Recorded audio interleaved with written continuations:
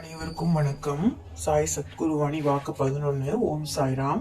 மனதில் ஏதேதோ கோரிக்கைகளை வைத்துக் கொண்டு என்னை ஆராதிக்கிறாய். அந்த கோரிக்கைகளின் நன்மை தீமைகள் உனக்கு தெரியாது. நிறைவேற வேண்டும் என்ற ஆவல் மட்டுமே உன்னிடம் இருக்கிறது. உனக்கு நன்மை பயக்கும் கோரிக்கைகளை நான் நிறைவேற்றுகிறேன். மீண்டும் உன்னில் மற்றொரு கோரிக்கை துளிர்விடுகிறது. அந்த கோரிக்கை நிறைவேறாத போது என் மேல் நம்பிக்கை குறைகிறது.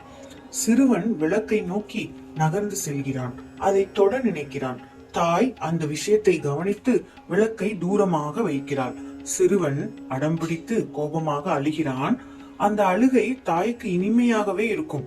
உனக்கு நிறைவேறாத கோரிக்கைகளின் விஷயத்தில் கூட நான் தாய் போன்றவனே. தாய் குழந்தையை அரவணைத்து ஸ்தனத்தை தருகிறாள். அவ்விதமாகவே நான் உன்னை நேசிக்கிறேன். எப்படி ஸ்தனங்களில் இருந்து பால் குழந்தையின் தொண்டையில் மிகவும் ரகசியமாக சப்தமில்லாமல் செல்கிறதோ உன்னிடம் என் அன்பு கூட அப்படியே இருக்கும். எனக்கு கேட்கும்படி சத்தமாக நீ என்னை அழைக்கிறாய். நான் தெரியாமல் மிக ரகசியமாக உன்னிடம் வருகிறேன்.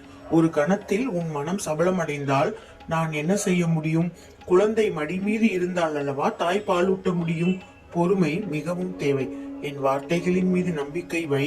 நாளையும் தொடரும். ஓம் சாய்ராம்.